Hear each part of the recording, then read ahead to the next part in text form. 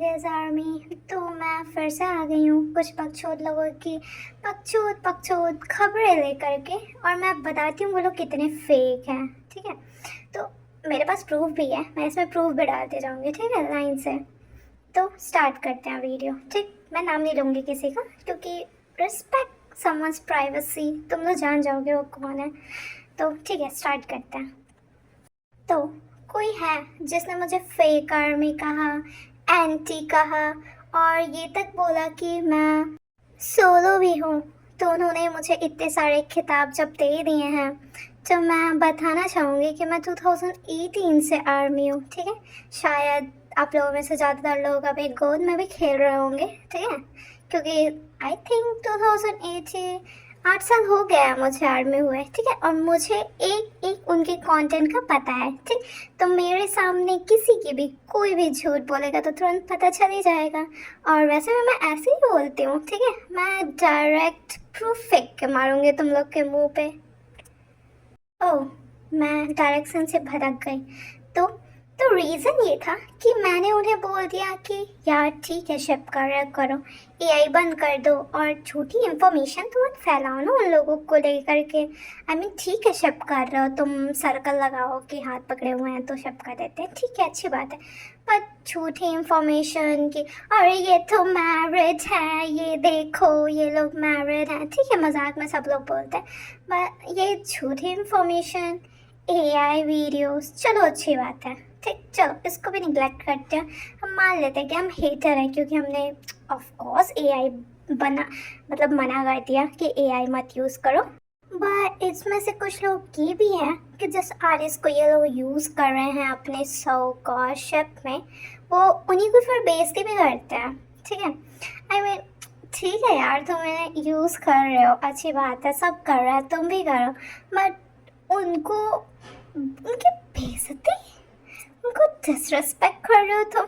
I mean शर्म, दो पैसे की भी शर्म नहीं है, राइट? और तो और कुछ लोग कभी कभी भूल जाते हैं कि अगर हम कोई स्टेटमेंट दे रहे हैं, ठीक है, अगर हम किसी बड़े चैनल पे हैं और उसके बाद अपनी स्टेटमेंट कोई दे रहे हैं, तो प्लीज़ यार उसका प्रूफ तो रखो। आई मीन अगर मैं किसी के भी चैनल पे जाऊंगी और कुछ भी बकवास करूंगी, तो ऑब्वियस सी बात है ना कि मैं उस बकवास को प्रूफ करने के लिए मेरे पास प्रूफ होने चाहिए। क्यों, मैं ऐसे ही थोड़ी बोलूँगी कि ओ माय गॉड मैं तो अंबानी की औलाद हूँ, ऐसे बोलूँगी, उसके बाद फिर अगर मतलब कोई आएगा तो मुझे प्रूफ तो देना पड़ेगा ना, कि ऐसे ही मान लेंगे कि हाँ ठीक है इसने बोल दिया तो ये अम्फानी की औलाद होगी ही। ये तो नहीं होता है, आई गेस, ऑफ कोर्स नहीं होता होगा। तो बात यह है कि अगर नेक्स्ट टाइम कोई मेरे से ऐसे किसी भी बात पर आर्गुमेंट करने आए, तो प्लीज़ अपने पास प्रूफ रखो, क्योंकि मैं प्रूफ मांग देती हूँ मुंह पे, और कुछ लोगों का थोबड़ा बिगड़ जाता है फिर कि ओ माय गॉड इसने प्रूफ कैसे मांग दिया। ठीक, और अगर मैं उसके खिलाफ कोई प्रूफ दे दूँगी फिर तो तुम्हारा थोबड़ा और बिगड़ जाएगा, राइट? और ये कुछ लोगों को हैं और होंगे में फ़र्क नहीं समझ में आता है क्या? आई मीन वो हैं और वो होंगे, ये दोनों अलग अलग चीज़ें हैं भाई। अगर तुम्हें हिंदी में नहीं समझ में आ रहा है तो मैं इंग्लिश में भी बता सकती हूँ तुम लोगों को।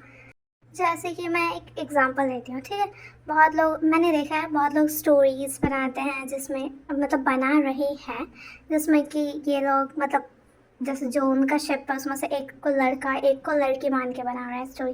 ठीक है भाई, वो बहुत मेहनत कर रहे हैं, आई अप्रिशिएट दैट। ठीक है, बहुत मेहनत करते हैं, स्टोरीज वो लोग खोजते होंगे, कैसे ऐसे करते होंगे, वो तो आई अप्रिशिएट देम।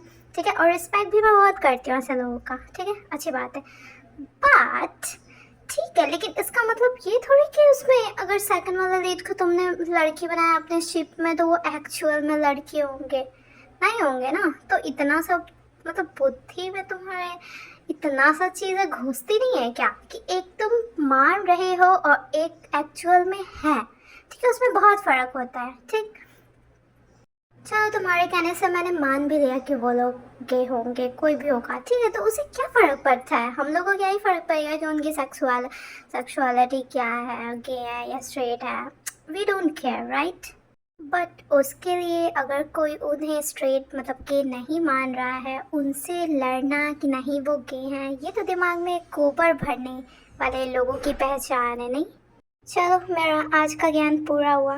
तो एट द लास्ट मैं बस ये कहना चाहती हूँ कि इस स्टोरी का मोरल्स ये है कि अगर तुम्हें अपने शिप के लिए एआई यूज़ करना पड़ रहा है, अगर तुम्हें अपने शिप के लिए झूठी स्टोरी बनानी पड़ रही है, अगर तुम अपने एज्यूम किए हुए शिप से बाहर तुम कुछ देख ही नहीं पा रहे हो, तो तुम एक शिपर नहीं हो, तुम एक मेंटली पेशेंट हो।